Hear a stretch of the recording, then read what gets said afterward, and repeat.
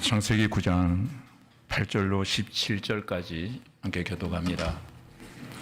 8절을 제가 먼저 읽습니다.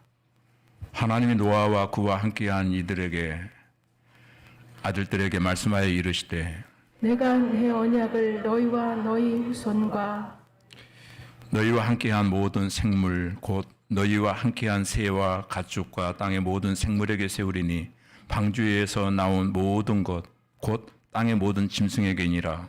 내가 너희와 언약을 세우리니 다시는 모든 생물을 홍수로 멸하지 아니할 것이라.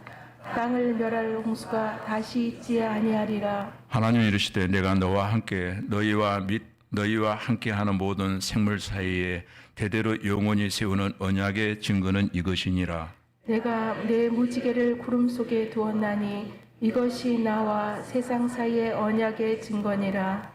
내가 구름으로 땅을 덮을 때에 무지개가 구름 속에 나타나면 내가 나와 너희와 및 육체를 가진 모든 생물 사이에 내 언약을 기억하리니 다시는 물이 모든 육체를 멸하는 홍수가 되지 아니할지라. 무지개가 구름 사이에 있으리니 내가 보고 나 하나님과 모든 육체를 가진 땅의 모든 생물 사이에 영원한 언약을 기억하리라. 하나님이 노아에게 또 이르시되 내가 나와 땅에 있는 모든 생물 사이에 세운 언약의 증거가 이것이라 하셨더라. 아멘.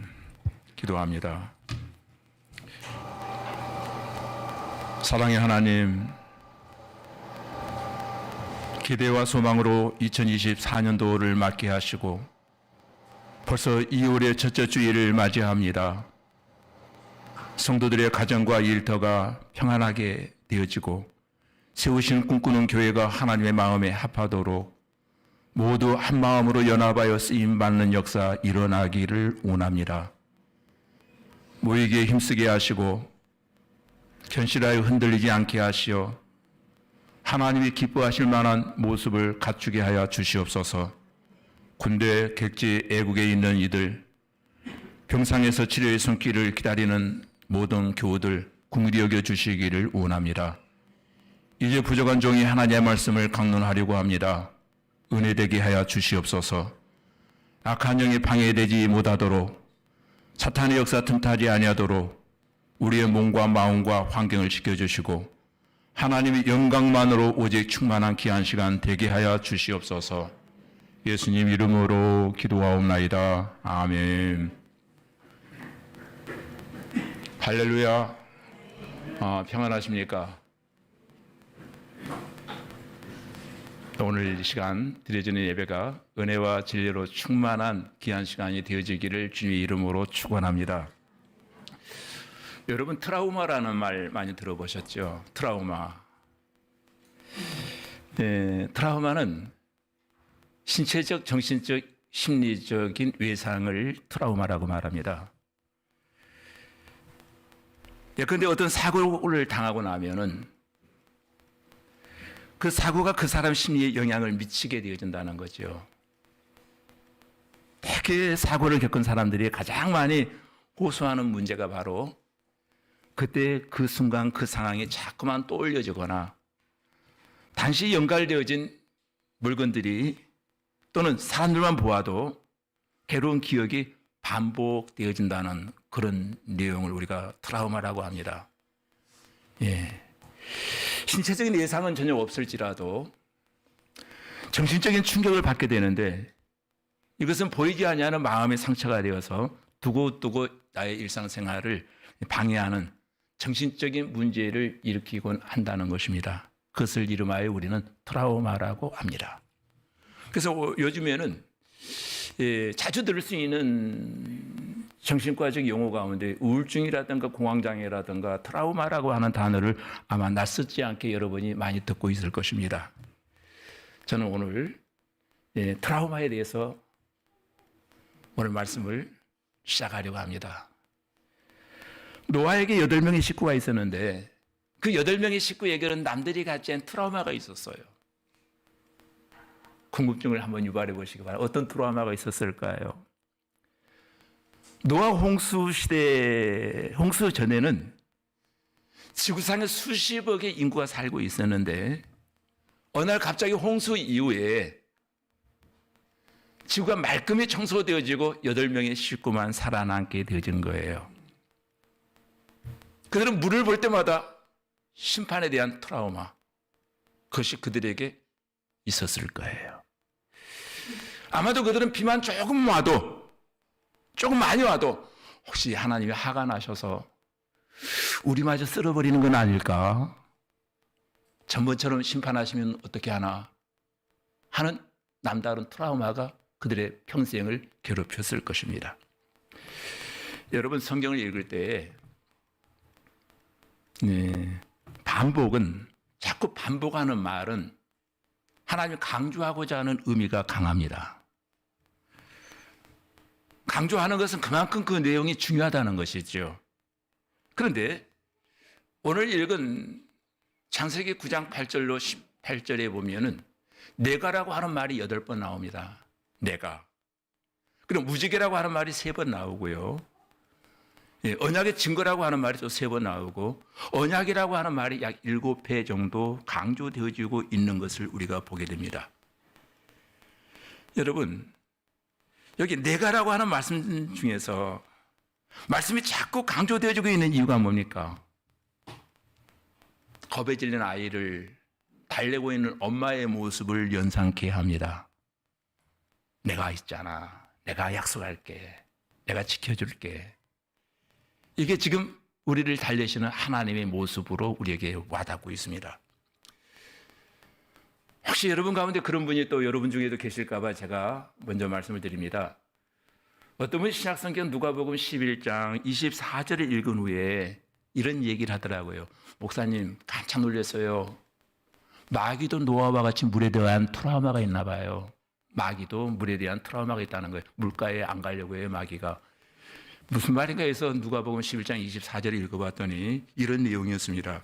더러운 귀신이 사람에게서 나갔을 때 물 없는 곳으로 다니며 쉬기를 구하되 얻지 못하고 이르되 내가 나온 내 집으로 돌아가라 했다는 거예요.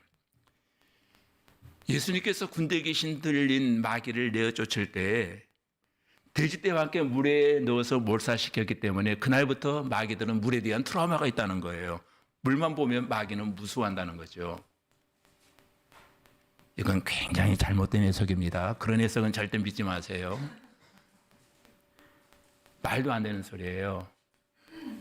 마귀의 물에 대한 트라우마와 노아의 물에 대한 트라우마는 달라요. 왜 마귀는 물을 싫어하는가? 그걸 제가 설명해 드릴 거예요. 먼저 당시 시대를 살고 있었던 유대인들에게 물에 대한 어떤 인식의 정도는, 유대인들의 전통적 사고는 물은 바로 은혜와 수고를 상징하는 것이었습니다. 은혜와 수고를 상징하는 의미에서 물을 말하고 있습니다. 성경에서 물은 하나님의 말씀을 의미하기도 하고 샘은 하나님의 은혜를 상징하기도 하잖아요. 그런데 사도의 행전을 읽다 보면은 예수님께서 마게도니아 빌립보에 이르러서 기도하기 위해서 강가로 나갔다는 내용이 나옵니다. 그 강가에서 누구를 만납니까? 자주장사하는 누디아를 만나게 됩니다. 그러면 그들이 왜 물가로 갔을까요? 사도 바울도 물가로 갔고 누디아도 물가로 나왔어. 기도하기 위해서 물가로 나왔습니다. 왜냐하면 그 당시 유대인들의 개념으로는 물가는 은혜의 장소였거든요. 곧 물은 은혜를 상징합니다. 또한 더 재미있는 것은 창세기에 나오는 모든 족장들의 썸을 탔던 장소가, 여기 썸은 썸식입니다. 썸을 탔던 장소가 다 우물가였어요. 보세요. 엘리에셀이 이삭의 아내 리브가를 만난 장소가 우물가였습니다. 바단 아람에 갔던 야곱이 우물가에서 나엘을 만나게 됩니다. 모세가 시보라를 만난 장소가 우물가입니다. 사마리아 여인이 예수 그리스도를 만났던 장소가 우물가입니다. 그 우물가에서 예수 그리스도를 만남으로 말미암아 사마리아 여인의 인생이 바뀌어집니다. 이 우물가에서 만났다라고 하는 것은 하나님의 간섭하심을 상징하는 언어가 바로 우물가였어요. 우물가. 그들의 만남이 하나님의 은혜 가운데에서 이루어졌다라고 하는 것을 상징하는 어이가 바로 우물가였어요. 은혜를 상징하는 곳이었습니다. 그래서 물의 상징적 의미는 은혜거든요. 오늘도 하나님이 여러분을 은혜의 물가로 초대하신 줄로 믿습니다. 말씀의 물가를 날마다 사모하십시오. 예배의 물가를 사모하십시오. 그 장소가 바로 성도들의 교제의 장소입니다. 자, 이것이 바로 은혜의 장소입니다. 그런데 사탄은 은혜의 장소에 머무는 것을 굉장히 싫어한다는 거예요. 사탄이 최고로 싫어하는 것이 뭡니까? 성도들이 은혜의 장소에 머물러 있는 것. 아주 적극적으로 싫어합니다. 자, 그런 의미에서 마귀가 물가를 싫어하는 것은 성도가 은혜 받는 것을 싫어한다는 거예요. 그럼 노아가 물가를 싫어했던, 물을 보면 트라우마가 생겼던 이유는 마귀의 트라우마와 물에 대한 트라우마와 노아의 트라우마는 다르죠. 혹시라도 하나님 우리를 심판하시는 것은 아닐까? 마귀의 트라우마는 뭐예요? 혹시라도 저 사람들이 물가에 가서 은혜 받으면 어떻게 하나? 은혜 받을까 봐 겁나서 물가를 마귀는 싫어하는 거예요. 오늘 본문은 노아 홍수 이후에 하나님께서 앞으로 다시는 홍수로 세상을 심판하지 아니하실 것이다 라고 약속을 하십니다. 경험한 그들에게 있어서는 심판은 굉장히 무서운 것이었습니다. 그런데 하나님께서 은혜로 심판을 유보하셔서 그렇지, 만약 심판하기로 작정하신다면은 어느 누구도 그 심판을 견뎌낼 만한 사람은 아무도 없다는 거예요. 예. 그래서 사람들은 하나님 심판을 유보할 따름인데, 유보하는 그 심판을 하나님 은혜인 줄 모르고 제멋대로 살다가 보면은 하나님이 언젠가 손보시는 날이 오고야 만다는 거예요. 겸손으로 고쳐주기 위해서 하나님이 언젠가는 손보신다는 거죠. 넌 너무 심한 것 같다 요즘. 너희 가정이 요즘 너무 심한 것 같아. 너희 회사가 너 요즘 너무 심한 것 같아. 좀 아무래도 손 좀 봐야 되겠다 하는 그날이 온다는 거예요. 그런데 문제는 이렇게 하나님의 심판을 경험하고 나면은 하나님이 주시는 은혜와 풍성한 기쁨을 맛보지 못한다는 거예요. 늘 불안한 마음이 내 마음 언저리에는 남아 있습니다. 노아의 홍수 심판은 정말 무서운 심판이었습니다. 홍수가 시작되면 하나님이 주신 모든 생물들을 지면에서 멸절되는 아주 무서운 심판이었습니다. 하나도 살아남을 수가 없어요. 오직 방주 안에 있는 노아의 8 식구만 살아남게 되어집니다. 살아남은 그들이 비만 조금 많이 와도 불안한 마음이 들었을 거예요. 특히 장마철처럼 며칠 동안 비가 계속 내린다면은 천둥 번개가 번남할 때에 아마 불안한 마음으로 밤잠을 이루지 못했을 것입니다. 자, 그러면 노아 홍수 이후에 사람들이 깨달은 것은 이 세상은 절대로 안전지대가 되어줄 수 없다. 안전한 것은 아니다. 세상은 안전하지 않다. 하나님 그걸 말씀하고 계시거든요. 노아의 홍수로 전 세계가 물에 잠기고 방주에 피하지 아니한 모든 생명체는 다 멸절되어지고 말았습니다. 또한 그 사건은 언제든지 하나님이 마음만 먹으면은 그렇게 할 수 있다 라고 하는 것을 인류는 깨닫게 되어집니다. 이런 상황에서 하나님은 홍수 이후에 생존한 노아와 그의 아들들을 살아남기는 했지만은 그들의 마음속 언저리에 물에 대한 트라우마가 늘 내재되어 있었다는 것입니다. 물. 노아와 그의 아들들이 방주에 나왔을 때 그들 앞에 펼쳐진 세상 보여지는 산남한상은 어떤 모습이었을까요?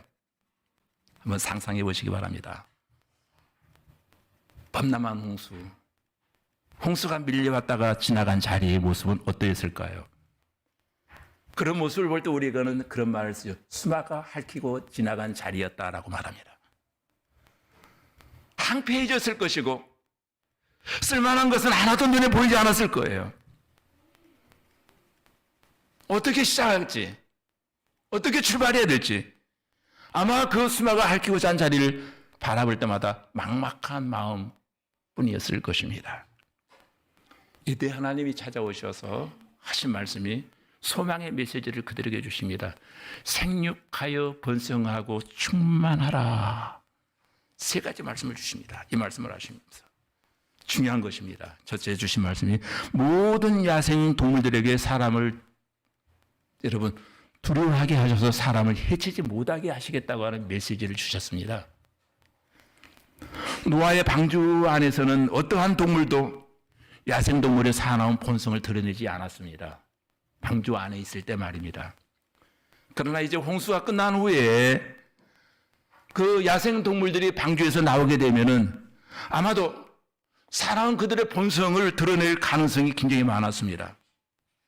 왜냐고요? 그들이 밖에 나왔더니 먹을 것이 하나도 없어요. 그러면 그들이 본능적으로 사람을 공격할 수밖에 없다는 거예요. 짐승들이 가진 힘을 가지고 포악하게 사람들을 공격해 오면은 아마도 사람들은 살아갈 수가 없게 되어진다는 겁니다.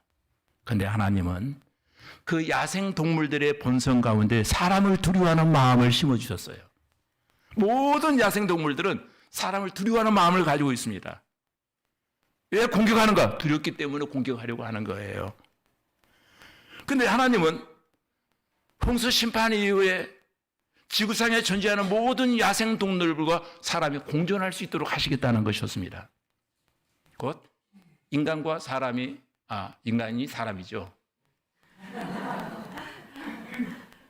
인간과 동물이 공존하는 세계가 되어지기를 하나님이 꿈꾸셨다는 거예요. 이게 하나님이 원하시는 자연 질서예요. 두 번째, 하나님이 육식을 이때부터 허락하십니다. 이전에는 전부 채식주의였어요. 홍수 이전까지는. 채식주의에 식사했다면 홍수 이후에 육식 식사가 하나님이 허락하십니다. 홍수 전에는 사냥을 하거나 육식할 필요가 없었어요. 그러나 홍수 이후에는 농사 지을 만한 상황이 아니에요. 대지는 무한합니다만은 그것을 정지할 만한 입장이 아니었거든요. 그리고 모든 논밭이 다 물에 잠겼기 때문에 당장 추수할 것이 없고 먹을 것이 없는 그런 상황이었습니다. 자, 생존하려면 뭔가 먹어야 되잖아요. 근데 먹거리가 없어요. 그때부터 하나님이 육식을 허락하십니다. 세 번째는 다른 사람의 피를 흘려서는 절대 안 된다라고 하는 명령을 내리십니다. 불행한 것은 홍수 이후에 사람들이 그 포악성은 사라지지 않았다는 거예요. 동물들의 본성은, 야성은 잠잠해졌는데 사람의 그 포악성은 잠잠해지지 않았던 거예요. 그래서 사람들은 공존하려고 하기보다는 뭔가를 더 갖기 위해서 누군가를 공격해야 되고, 때로는 자기가 우위에 올라가기 위해서 누군가에게 상처를 줘야 되고, 더 갖고 상처를 주다 보면 감정을 조절하지 못하고 피해 보복이 반복되어질 수 있다는 것입니다. 꼭 물리적인 방법으로만 신체적인 상해를 입히는 것이 아니라 말로 상처를 입히고 물질로 상처를 입혀서 손상을 입힐 경우가 많이 있다는 거예요. 만약에 제도적으로, 합법적으로 그 당시 어떤 처벌 규정을 하나님이 만들어두지 않냐면 보복은 계속 강화되어지고 말 거예요. 그래서 다른 사람의 피를 흘리는 자는 처형할 수밖에 없다라고 하는 법칙을 하나님이 정하십니다. 개인적인 감정으로 누군가를 위해서 누군가에게 보복해서는 안 된다는 거예요. 합법적인 법률화해서 처형할 수는 있습니다만은 개인적인 감정으로 누군가를 내가 힘이 좀 세다고 해서, 내가 힘이 좀 있고 피해를 입었다고 해서 누군가에게 피를 흘리는 보복을 행해서는 안 된다. 자, 이러한 말씀들은 홍수 이후에 세상이 어떻게 정착되어져 가고 안정되어져 가는가에 새로운 법을 하나님이 만들어 주신 거예요.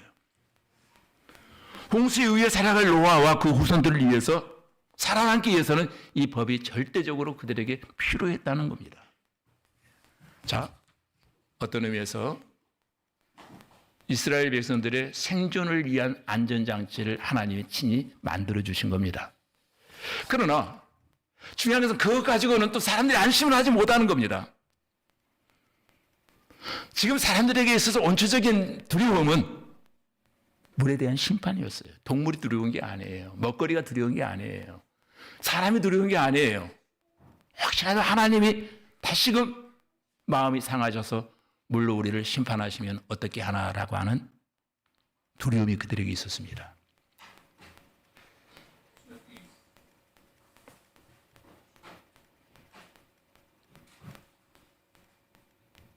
언제 하나님이 또 우리를 심판하실지 모른다라고 하는 두려움. 그 두려움을 잠재우기 위해서 하나님이 그들에게 언약을 세우십니다.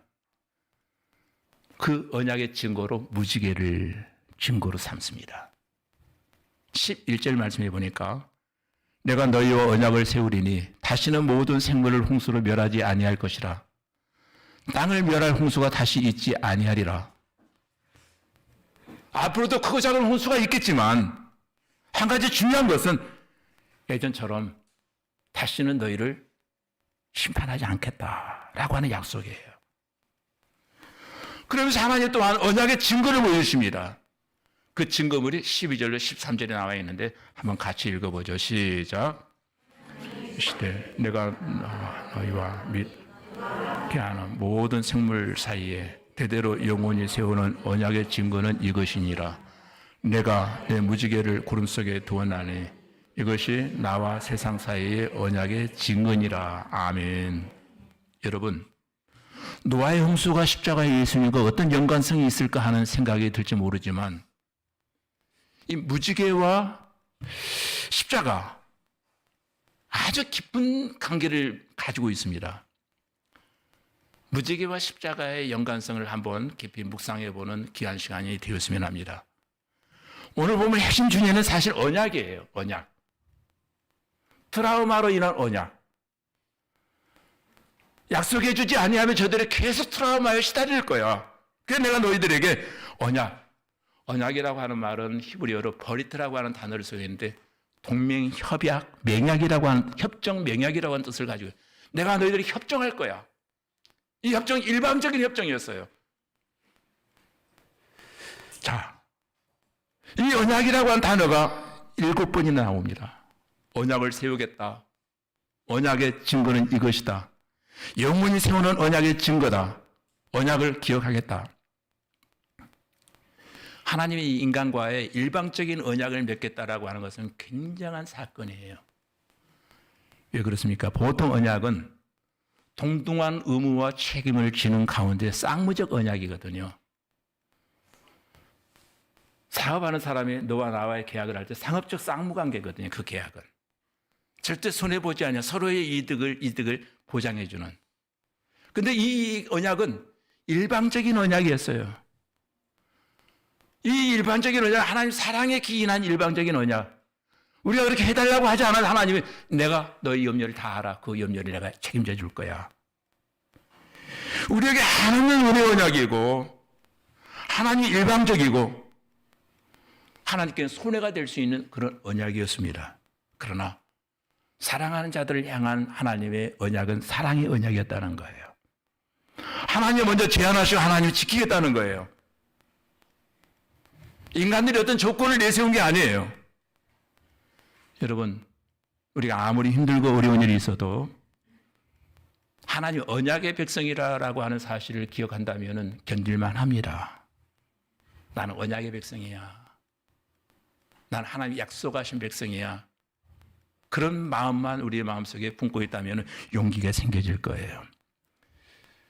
하나님은 오늘 우리에게 언약해 주시고 신실하게 그 언약을 지켜가시는 하나님이십니다.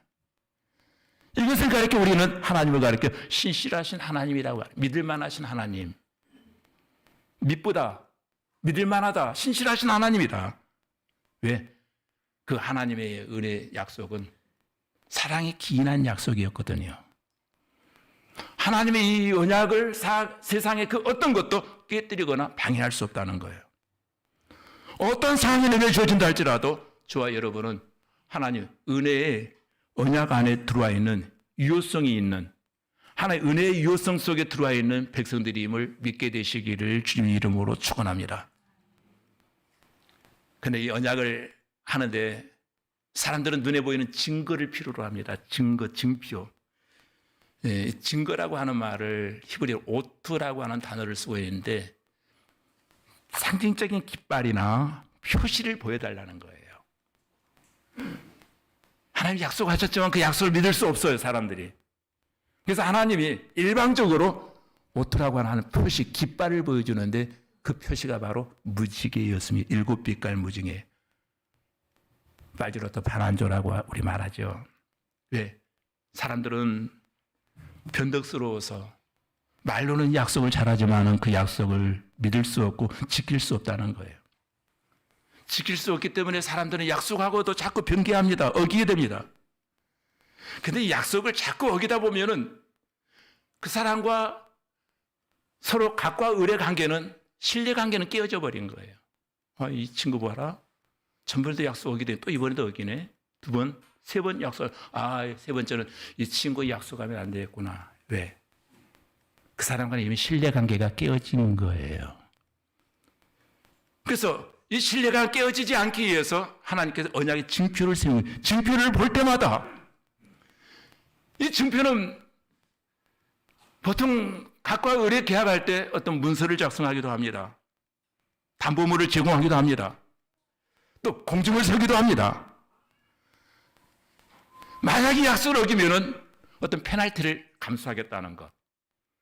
그러나 페널티만 감수하는 것이 아니라 이제로부터 한 번 어기고 나면은 너와 나의 신뢰관계는 다시는 너하고는 약속 안 해.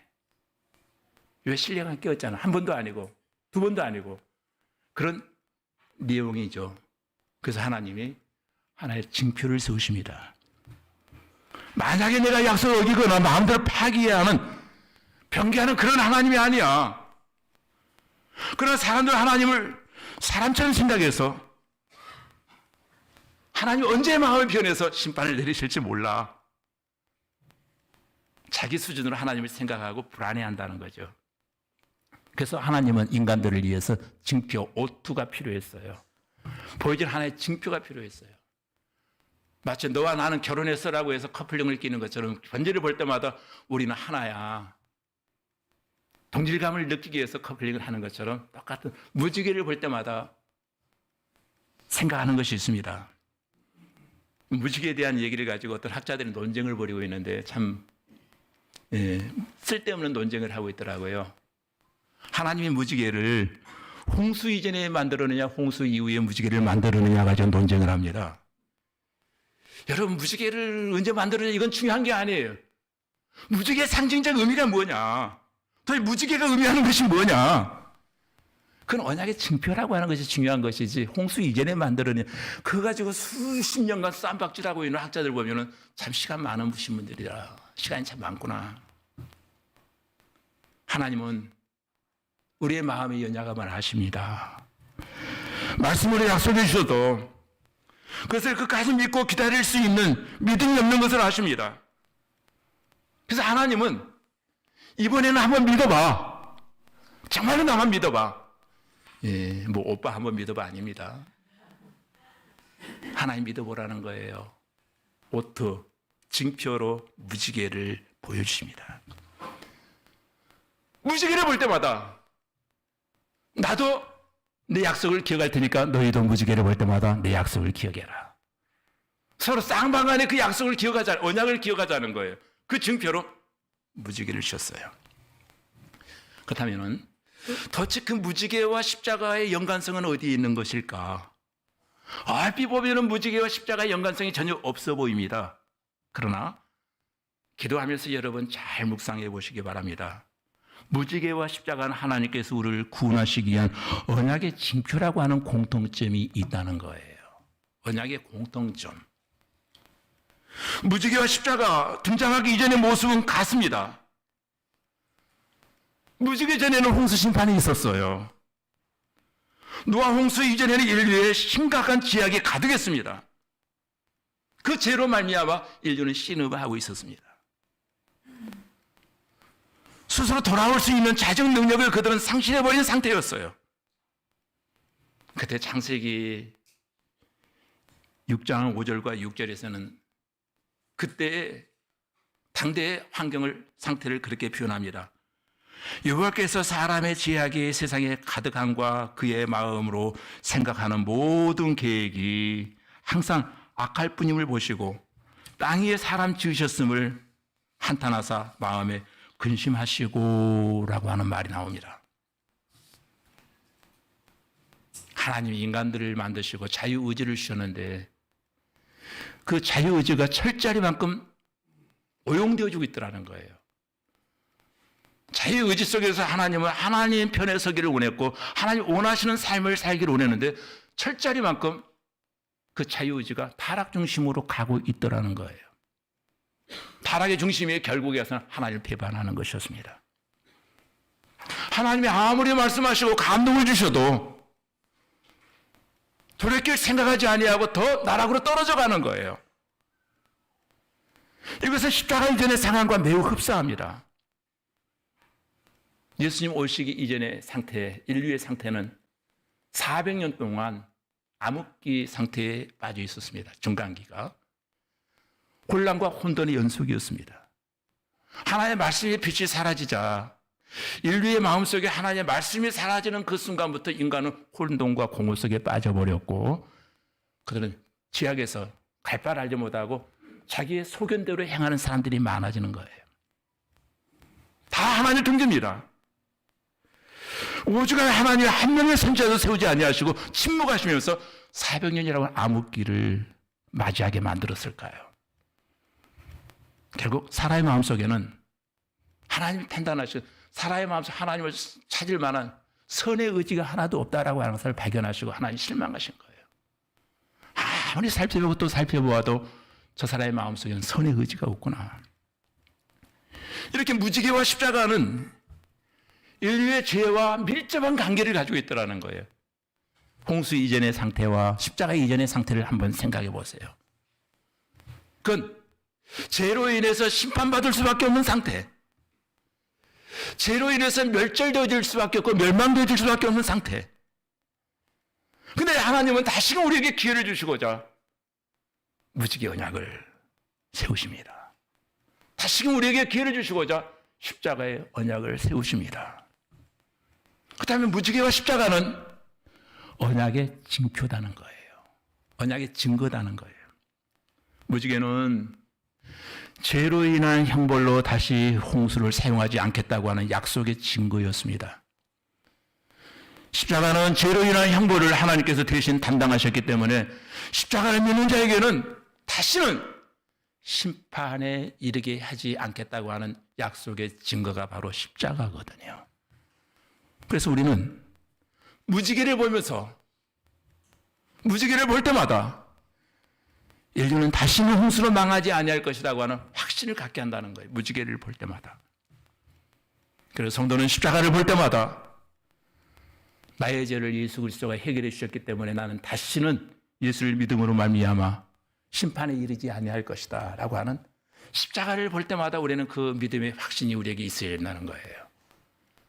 무지개와 십자가. 이 언약을 보면 하나님의 은혜가 얼마나 우리를 사랑하시고 배려하시고 있는가를 우리는 보게 됩니다. 16절에 이렇게 말합니다. 무지개가 구름 사이에 있으리니 내가 보고 나 하나님과 모든 육체를 가진 땅의 모든 생물 사이의 영원한 언약을 기억하리라. 여러분, 우리가 하나님의 언약을 기억하지 못하고 믿지 못할까 봐 하나님이 이렇게 말씀하십니다. 나도 무지개를 볼 때마다 사람들과 세운 언약을 기억할게. 너희도 무지개를 볼 때마다 나의 약속을 잊지 마. 그래서 이 무지개를 말할 때 마이 네임보우, 영어 성경에 마이 네임보우라고 써요. 내 무지개라고 말합니다. 내가 내 무지개를 세우리니 내가 내 언약을 너희에게 보여줄 테니까 마이 네임보우. 우리가 하나님의 언약을 믿고 말씀을 받고 은혜를 받아도 믿음이 흔들리고 확신을 갖지 못할 때가 많습니다. 그럴 때마다 하나님도 무지개와 십자가를 보면서 우리와 세운 언약을 기억하고 지킬 테니 우리도 하나님의 언약을 잊지 말고 꼭 기억해라 라고 하는 의미에서 가끔씩 인간들이 하나님에 대한 약속이 희미해질 때마다 동서남북 각처에서 무지개를 가끔씩 우리에게 띄워주곤 한답니다. 이 시간 하나님은 우리를 무지개의 언약과 십자가의 언약으로 초대하고 계십니다. 무지개와 십자가를 보고도 믿음이 없어. 아무 의미 없이 지나가고 그냥 느낌 없이 그것을 바라본다면 아무 소용이 없을 거예요. 그러나 무지개와 십자가를 보면서 저건 하나님이 우리에게 주신 언약이야. 십자가를 볼 때마다 심판에 대한 면제, 무지개를 볼 때마다 하나님이 우리를 구원하시고자 약속하신 그 십자가를 연상시켜 볼 수 있는 믿음이 눈이 여러분 모두에게 떠지시기를 바랍니다. 무지개는 보기에 귀한 것이기 때문에 많은 사람들이 무지개를 본 이후에 기분을 물어보면 기분 좋았다. 여러분 기분 좋으라는 무지개는 아니잖아요. 무지개를 보면 오늘 재수가 좋은가 봐 이렇게 말하는데 여러분 무지개는 거기에 구원의 언약을 주신 하나님의 언약을 기억하라는 메시지거든요. 만약 무지개를 보고 기분 좋다라고 생각한다면 그 사람은 역시 십자가를 부적 정도로 생각하고 마음의 든든함을 갖는 정도로만 생각하게 되어진다는 거예요. 십자가는 내 죄를 사하기 위해서 하나님의 독생자 예수 그리스도를 보내주시어 내 대신 죽게 하신 하나님의 사랑의 증거라고 하는 징표가 십자가잖아요. 말씀을 맺으려고 합니다. 살다 보면 인생의 먹구름이 몰려오고 소나기가 쏟아질 때도 있습니다. 그러나 중요한 것은 비 온 뒤에는 반드시 무지개가 뜹니다.